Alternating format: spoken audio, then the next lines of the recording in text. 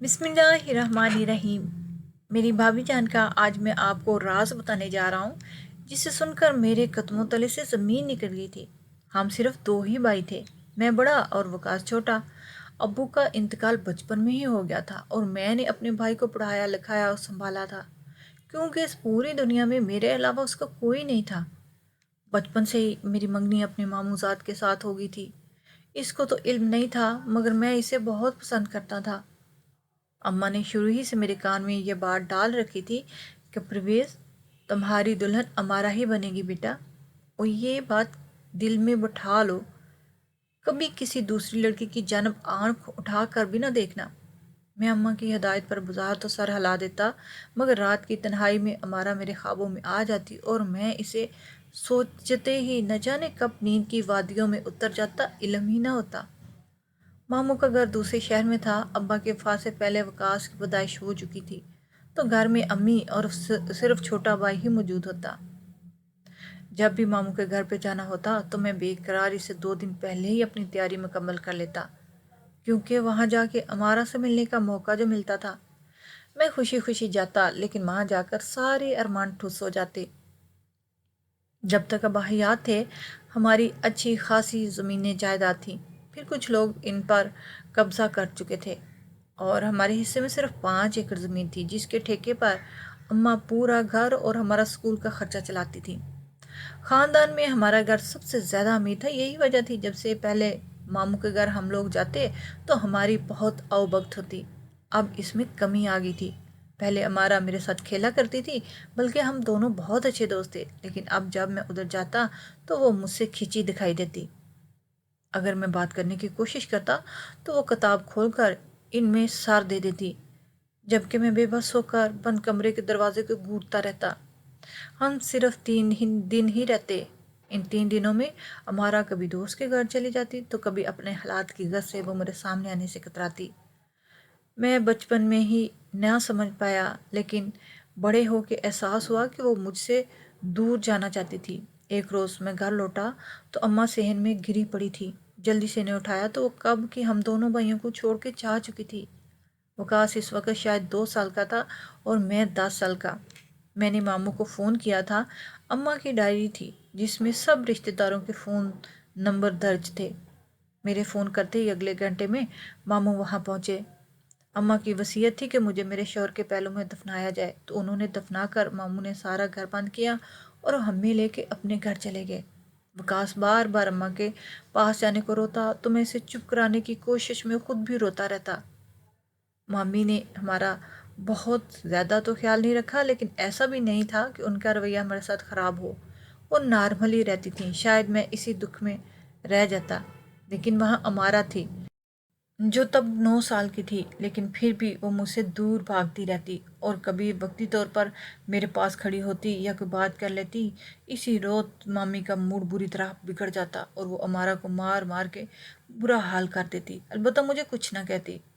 میں کچھ دنیا کو جاننے لگا تھا۔ میری عمر 13 سال کی ہوئی تو میں امارا سے بات کرنا چاہتا تھا، لیکن مامی اسے میرے پاس پھٹکنے بھی نہ دیتی۔ ایک روز مامی کہیں گئی ہوئی تھی، میں چپکے سے امارا کے کمرے میں چلا گیا، لیکن مجھے دیکھ کے وہ بہت گھبرا گئی۔ اگر تم مجھے ایک بات بتا دو تو میری مشکل آسان ہو جائے گی، میں نے بغیر کسی تہمید کے کہا۔ ہاں بولو، کیا بات ہے؟ وہ گھبرائی ہوئی تھی، کیونکہ اگر مامی آ کر اسے میرے ساتھ دیکھ لیتی تو پھر اس کی خیر نہیں تھی۔ امارا، کیا مامی نے تمہیں بتایا کہ بچپن میں تمہارے پیدا ہوتے ہی ہم دونوں کی منگنی ہو گئی تھی؟ میری اس بات پر اس نے سر جھکا دیا۔ یعنی وہ اس حقیقت سے آگاہ تھی، تو کیا تم اس سے شادی کرو گی؟ لیکن اس بات کا جواب نفی میں تھا۔ نہیں پرویز، میں وہاں شادی کروں گی جہاں میری امی ابو کروائیں گے۔ ماما تمہیں بالکل بھی پسند نہیں کرتی۔ مجھے جواب چاہیے تھا اور جواب مل گیا۔ اس کے بعد میں نے امارا سے کچھ نہ کہا اور نہ پوچھا اور چپ چاپ اپنے کمرے میں واپس آ گیا۔ شام کو ماموں گھر آئے تو میں نے اپنا سارا سامان باندھ چکا تھا۔ میں نے ماموں سے بولا کہ اب ہم دونوں بھائی اپنے گھر میں ہی رہیں گے۔ میری بات پر مامی تو خوش ہوگی، وہیں ماموں نے پوچھا، اچھا کیا ہوا، خیریت ہے؟ کیوں کہہ رہے ہو، کسی نے کچھ کہا ہے کیا؟ مگر میرے پاس ان سب باتوں کا جواب نہیں تھا۔ میں تو امارا سے دور جانا چاہتا تھا، لیکن اسے زینہ بنا کر اس گھر سے نہیں نکل سکتا تھا۔ मामू मेरी अम्मा कहती हैं अब्बा बहुत मेहनती थे, उन्होंने जितना कुछ बनाया अपने बलबूते पे बनाया। मैं भी उन जैसा बनना चाहता हूँ। अब मैं खुद को और वकास को संभाल सकता हूँ, इसलिए आप मुझे कल घर छोड़ आएं। ये सुनकर वो चुप करके और खाना खा के कमरे से चले गए। अगला पूरा दिन मैं उनका इंतज़ार करता रहा, मगर वो कहीं सुबह सवेरे ही बाहर निकल चुके थे। शायद मेरी ज़िद से परेशान थे। 2 दिन बाद वो घर वापस आए तो उन्होंने लगा कि मैं अपनी ज़िद छोड़ चुका हूँगा, मगर ऐसा नहीं था। मेरी ज़िद में मज़ीद पुख्तगी आ गई थी। अब तो मुझे हर हाल में ही जाना था। बिलाखिर तंग आकर वो मुझे और वकास को मेरे घर छोड़ाए और साथ में एक बड़ी उम्र का खानसामा भी नौकरी पर रख दिया, जो खाना पकाने के साथ साथ हमारा पूरा ख्याल रखता था। वक्त गुजरता गया और मैं खुद को संभालने लगा। हमारी जायदाद मेरी मौजूदगी में न कम हुई न ज़्यादा। इस वक्त मैं नहीं जानता था कि इस कम जायदाद की वजह से मुझे अमारा से दूर किया गया। मैं अब 20 साल का हो चुका था। वकास कहता भाई अब शादी कर ले, मगर मेरे दिल में अमारा बसी हुई थी।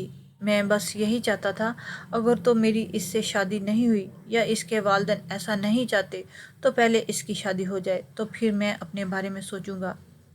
मैं इस कदर लाइल्म था। अगर पता होता कि चंद ज़मीन के टुकड़े मामू को मजबूर कर देंगे वो अपनी बेटी की शादी मुझसे करें, तो मैं चंद रोज़ में ही ये सब हासिल कर लेता। लेकिन ये सब मुझे जानने में बहुत देर हो गई थी। मेरी उम्र 26 से तजावज़ कर चुकी थी और अमारा की शादी भी हो चुकी थी, जिससे मुझे दिली तौर पर रंज पहुंचा था। दिल टूटने के बायस मेरी पूरी तवज्जो कमाने पर लग गई थी और मैं दौलत के पीछे दीवानावार भागने लगा। हर वक्त बस यही हिसाब किताब करता, कैसे मुनाफा होगा, कहाँ से घाटा, क्योंकि अगर ये ना सोचता तो अमारा की याद मुझ पर हमला करती। मैं 30 बरस की उम्र तक अच्छा खासा दौलतमंद बन चुका था। तब तक वकास की भी शादी नहीं हुई थी। इसकी भी यही ज़िद थी कि जब तक भाई आप शादी नहीं करेंगे मैं भी शादी नहीं करूँगा, और मेरा दिल नहीं मानता था। लेकिन भाई की खुशी की खातिर मैं जबरन खुद को तैयार करने लगा। शायद किस्मत को मुझ पर रहम आ गया था जो अमारा के शोहर का इंतकाल हो गया। अब मेरे पास एक उम्मीद ज़िंदा हो गई कि शायद मामू ने इसकी शादी मुझसे कर ही दें। अब इसकी इद्दत ख़त्म होने के बाद मैं मामू के घर गया और मैंने इन्हें कहा, मामू मैं नहीं जानता आपने बचपन के रिश्ते का पास क्यों नहीं रखा और हम दोनों की शादी नहीं होने दी, लेकिन मैं एक मर्तबा फिर अमारा का हाथ आपसे मांगता हूँ। मेरी ये बात सुनकर मामी जो ड्राइंग रूम में दाखिल हो रही थी जल्दी से बोली, बेटा हमारी बदबख्ती थी जो हमने तेरी कदर न की। अगर इस वक्त ही अमारा की शादी तुझसे कर देते तो आज वो किस्मत की धनी नोटों में खेल रही होती। इसने तो कहा था कि परवेज से ही मैं शादी करना चाहती हूँ, मगर हमारी किस्मत ही मारी थी जो तेरी जानब ध्यान ही नहीं गया। इस वक्त तेरा रोशन मुस्तकबिल नहीं देखा था ना, लेकिन अब हमारी तरफ से हाँ है। मैं जब वहाँ से उठकर बाहर निकला तो खुद को संभालना मुश्किल हो गया था। क्या सिर्फ सिर्फ एक पैसे की खातिर उन्होंने दो दो जिंदगियां बर्बाद की? सिर्फ पैसा और रिस्क के लालच में उन्होंने हमारे या अपने किसी रिश्ते की लाज नहीं रखी और पूरी रात मैं सड़कों पर फिरता रहा। लेकिन सुबह तक ठीक हो चुका था। एक मरतबा तो किस्मत इसे मुझसे दूर ले गई, मगर दूसरी मरतबा मैं इसे मामू मामी के लालच के पीछे नहीं खो सकता था। सिर्फ पैसा ही देखते हैं ना, तो क्या गलत करते हैं। अपनी बेटी के लिए हर कोई अमारत को ध्यान में रखता है। मैं खुद को अच्छी तरह बहला चुका था। माजी में जो कुछ भी हुआ, अब हम दोनों की शादी होने वाली थी और वकास सबसे ज़्यादा खुश था। मेरे बेजे के रिश्ते पर अमारा भी किसी किस्म का मनफी रद्द अमल नहीं दिया। इद्दत पूरी होते ही तीसरे माह बाद हमारी शादी हो गई। अमारा ने मुझे बताया कि वो बचपन ही से मुझसे बहुत मोहब्बत करती थी, मगर जब तुम्हारे वालिद की तकरीबन सारी जायदाद ख़त्म होती चली गई तो अम्मा ने यह कह दिया कि वो कंगलों के घर अपनी बेटी नहीं देंगे, और अब्बू भी इस बात में इनके साथ मुत्फिक थे। मुझे बहुत बुरा लगा, लेकिन अब जो हो चुका वो माजी की कहानी थी। हाल में हम दोनों की शादी हो चुकी थी और हम खुश थे। शादी के फ़ौरन बाद ही अमारा ने वकास के लिए रिश्ते देखना शुरू कर दिए। इसने अपनी तरफ से मुकम्मल छूट दी हुई थी کہ جس سے چاہے شادی کروا دیں، وہ اف تک نہیں کرے گا۔ اس لیے ہمارا بڑے زور و شور سے رشتے تلاش کرنے کے ساتھ ساتھ اس کی شادی کی تیاریاں بھی کرنے لگی۔ اس نے بہت رشتے والیوں کو بول رکھا تھا، آئے روز کسی نہ کسی کے گھر جاتی، لیکن ہمارا کو کوئی بھی لڑکی اس کے لائق ہی نہ لگتی تھی۔ ایک روز ہم دونوں بازار گئے ہوئے تھے، اسے شاپنگ کرنی تھی اور میں بھی فارغ تھا، تو ہم دونوں پورا دن کا پروگرام بنا کے باہر نکلے۔ لیکن واپسی پر ہمارے پاس وقاص کے لیے بہت بڑا سرپرائز تھا۔ امارا نے گھر آتے سے بتایا کہ میں تمہارے لیے لڑکی پسند کر چکی ہوں۔ وقاص بہت حیران ہوا اور شرارت سے بولا، بھابھی، کیا آپ بازار سے لڑکیاں پسند کرنے گئی تھی؟ جس پر وہ مسکرا دی اور بتایا کہ ہم بازار میں گئے تھے، لیکن راستے میں ایک لڑکی کو دیکھ کر لگا بس یہی میری دیورانی بنے گی۔ اسے لگا ہمارا مذاق کر رہی ہے، لیکن وہ کہیں سے بھی مذاق نہیں کر رہی تھی، اور یہ بات اس نے سچ کر دکھائی۔ لڑکی کا نمبر وہ راستے میں ہی باتوں کے دوران لے چکی تھی۔ میں نے اسے بہت منع کیا، لیکن اسے بس یہی اپنی دیورانی چاہیے تھی۔ میرے روکنے کے باوجود وہ اس لڑکی کا تفصیلی انٹرویو لینے کے بعد اسے گاڑی میں بٹھا کر گھر تک چھوڑ کر آئی تھی۔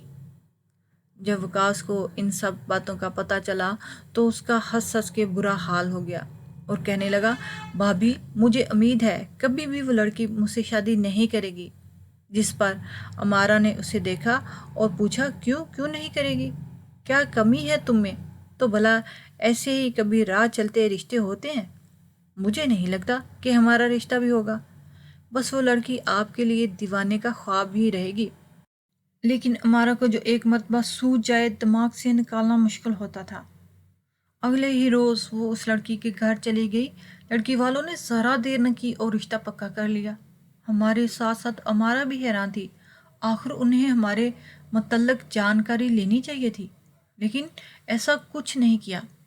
وقاص نے ایک ایسی بات کہی جس پر ہم دونوں میاں بیوی ہی متفق ہو گئے۔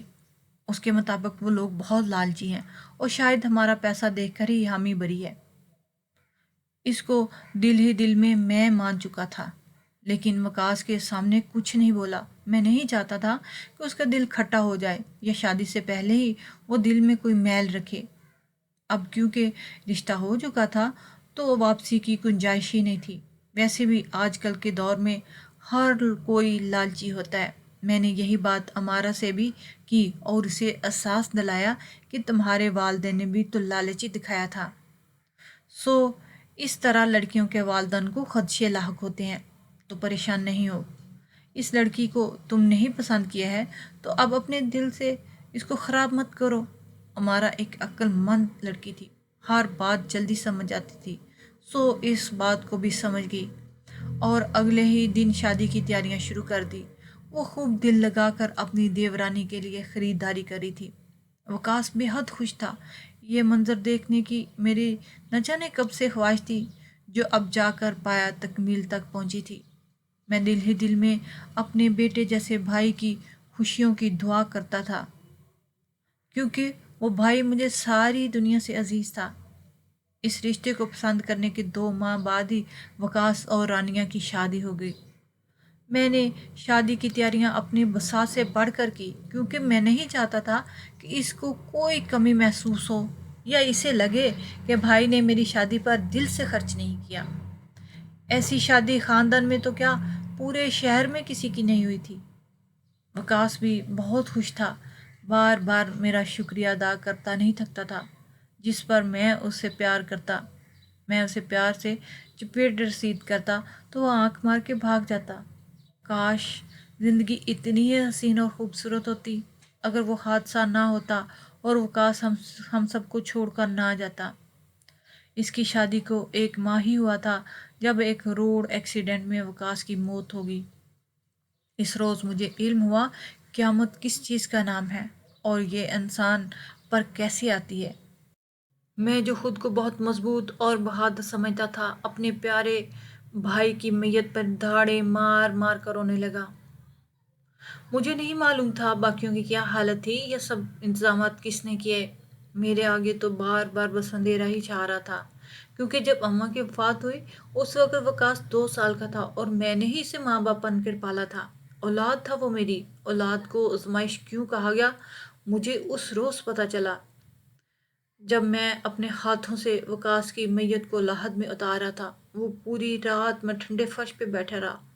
ہاں، امارا نے کئی مرتبہ مجھے نیند کی دوائی دینے کی کوشش کی مگر میں نے اسے پیچھے دھکیل دیا اور بستر پر بھی بیٹھنا گوارا نہیں کیا، کیونکہ جب میرا بھائی ایسی ٹھنڈی قبر میں پڑا تھا تو میں کیسے آرام سے نرم گدے پر بستر پہ سوتا۔ وہ رات بہت بھاری تھی۔ رانیہ کی حالت بھی کچھ ایسی تھی، وہ بیچاری ہوش میں ہی نہیں آ رہی تھی۔ ڈاکٹر کے مطابق وکاس کی موت کا گہرا صدمہ اٹھایا ہے۔ اس مشکل وقت میں صرف امارا ہی تھی جو ہمارے پورے گھر کو سنبھال رہی تھی اور ساتھ ساتھ ہم دونوں کو بھی سنبھال رہی تھی، ورنہ میں تو مکمل طور پر ہمت ہار چکا تھا اور دیکھتے دیکھتے ہم دونوں بھی اسی دکھ میں جینا سیکھ لیا۔ امارا مجھے اب زیادہ سے زیادہ کاموں میں الجھائے رکھتی تھی۔ وہ ٹھیکیدار کو فون کرتی، انہیں مجبور کرتی کہ وہ من گھڑت مسئلے لے کر میرے پاس آئیں تاکہ میں اس جانب اپنی توجہ مرکوز کر کے دکھی ہونے کا وقت ہی نہ نکال سکوں۔ اللہ پاک اگر انسان کو کوئی دکھ دیتا ہے تو اس دکھ سے نکال بھی دیتا ہے۔ اسی طرح ہمارا دکھ ختم تو نہیں ہوا مگر اس کے ساتھ جینا آ گیا تھا۔ اب بھی وکاس کی یاد تو آتی تھی لیکن وہ اب درد نہیں دیتی تھی، بس اس کے لیے مغفرت کی دعا مانگنے کا دل کرتا۔ رانیہ بیچاری پورا دن کمرے میں بند رہتی اور کام کاج نہ کرتی۔ ویسے بھی گھر نوکروں سے بھرا پڑا تھا۔ رانیہ میری بھابھی تھی لیکن عمر میں چھوٹی تھی، اس لیے میں ہمیشہ اس کا نام لیا کرتا تھا۔ جب رانیہ کی عدت کا چوتھا مہینہ شروع ہوا تو اس سے ملنے ایک عورت آنے لگی جو کہ برقع پہن کے آتی تھی۔ پہلے 2-3 دن تو امارا اور میں نے اس جانب خیال ہی نہیں کیا۔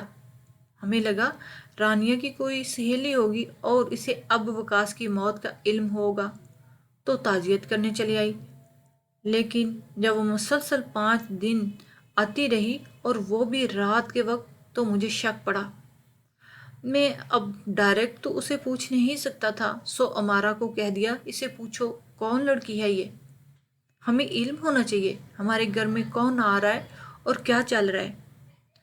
امارا خود اس بات کی وجہ سے پریشان تھی، میری بات پر سر ہلا دیا اور کہا اگلے روز پوچھوں گی۔ اگلے روز امارا نے بتایا وہ لڑکی مالش کے لیے رکھی ہے۔ مالش کے لیے رکھی ہے؟ اس بات پر میں چونک گیا اور پوچھا وہ کیوں؟ کہہ رہی تھی کہ سارا دن کام کر کر کے تھک جاتی ہے تو یہ عورت مالش کرتی ہے اس کی۔ میں اس کی بات پہ حیران ہوا اور پوچھا تم کیوں اس سے کام کرواتی ہو؟ لیکن امارا بھی غصے میں ہی لگ رہی تھی، جلدی سے بولی میں تو خود کام نہیں کرتی گھر کے، پھر رانیہ سے کرواؤں گی کیا؟ پتہ نہیں اب وہ لڑکی جھوٹ کیوں بول رہی تھی۔ مجھے اندر ہی اندر کچھ کھٹکنے لگا، شاید کچھ نہ کچھ غلط ہو رہا تھا۔ میں اسے خود پوچھ لیتا لیکن وہ عدت میں تھی تو میں اس سے مخاطب بھی نہیں ہونا چاہتا تھا، اس لیے چپ رہا کہ بس کچھ دن اور پھر جب وہ عدت سے اٹھے گی تو میں پوچھ لوں گا۔ ایک روز رانیہ کی امی کی طبیعت اچانک ہی بہت خراب ہوگی اور انہیں ہسپتال لے جانا پڑا۔ جب یہ بات رانیہ کے علم میں ہوئی تو وہ اپنی ماں سے ملنے کی بہت ضد کرنے لگی۔ ہم سب نے اسے بہت سمجھایا مگر اس کی ایک ہی تان تھی کہ مجھے امی کے پاس جانا ہے۔ بالآخر میں نے اس کے ابو کو فون کیا اور کہا کہ اپنی بیٹی کو خود ہی آ کر لے جائیں۔ وہ شام کے وقت اپنے باپ کے ساتھ چلی گئی۔ امارا اس رات سے پردہ اٹھانا چاہتی تھی، اس لیے رانیہ کی دوست کے آنے سے پہلے امارا نے بڑی سی چادر لے کر رانیہ کے انداز میں اس کے کمرے میں بیٹھ گئی۔ تھوڑی ہی دیر بعد ہمارا اور وہ عورت دونوں کمرے میں چلی گئی۔ میں نے امارا کو منع کیا تھا کہ ایسے مت کرو مگر اس کی ایک ہی تان تھی، دیکھے تو آخر ہمارے گھر میں چل کیا رہا ہے۔ ان کے اندر جاتے ہی میں پریشانی سے باہر ٹہلنے لگا، مجھے بس یہی فکر تھی وہ عورت امارا کو کوئی نقصان نہ پہنچا دے۔ پھر ایسا ہی ہوا، اچانک چیخنے کی آواز آئی اور رانیہ کی دوست بھاگ کر باہر آئی۔ اس بار اس کے اوپر برقع نہیں تھا، وہ تو ایک لڑکا تھا میں نے جلدی سے اس کو پکڑا۔ امارا بھی کمرے سے باہر آ گئی۔ میں جسامت کے لحاظ سے اس سے کافی اچھا تھا، سو اس کو جلدی ہی قابو کر لیا۔ اس نے بھاگنے کی بڑی کوشش کی، لیکن میں نے اسے بھاگنے نہیں دیا اور اس کو مار مار کر ادھموا کر دیا۔ جب وہ ہمت ہار گیا تو میں نے اسے پوچھا، تم کون ہو؟ پھر جو اس نے کہانی بتائی سن کر میرے سر پہ آسمان ہی ٹوٹ پڑا۔ اس نے بتایا کہ وہ رانیہ کے محلے کا لڑکا ہے اور ہم دونوں ایک دوسرے سے بہت محبت کرتے تھے اور شادی کرنا چاہتے تھے، پر رانیہ کے ماں باپ بہت لالچی تھے۔ میں کیونکہ اتنا امیر نہیں تھا، انہوں نے مجھ سے رانیہ کی شادی کرنے سے انکار کر دیا، لیکن ہم دونوں کسی طور پہ بھی مان نہیں رہے تھے ایک دوسرے سے جدا ہونے کے لیے۔ پھر اچانک سے وکاس کا رشتہ آ گیا تو اس کے والدین نے فوراً ہاں کر دی۔ پھر ہم نے بھی پلاننگ کی کہ پہلے رانیہ اس سے شادی کرے گی اور پھر ہم اس کو ختم کر دیں گے۔ پھر رانیہ اپنے حصے کی جائیداد آپ سے مانگ لے گی۔ رانیہ اپنی ماں کو ملنے کی جلدی میں مجھے فون کر کے نہ بتا سکی تو میں آپ کے گھر آ گیا۔ میری حیرت سی آنکھیں پھٹی کی پھٹی رہ گئی اور میں نے پوچھا، تو وکاس کو کیا تم لوگوں نے؟ اگلی بات کہنے کی مجھ میں ہمت نہیں تھی تو اس نے بتایا، ہاں ہم لوگوں نے اس کی گاڑی کی بریک فیل کروا دی تھی، جس کی وجہ سے اس کی گاڑی کا ایکسیڈنٹ ہوا اور وہ مر گیا۔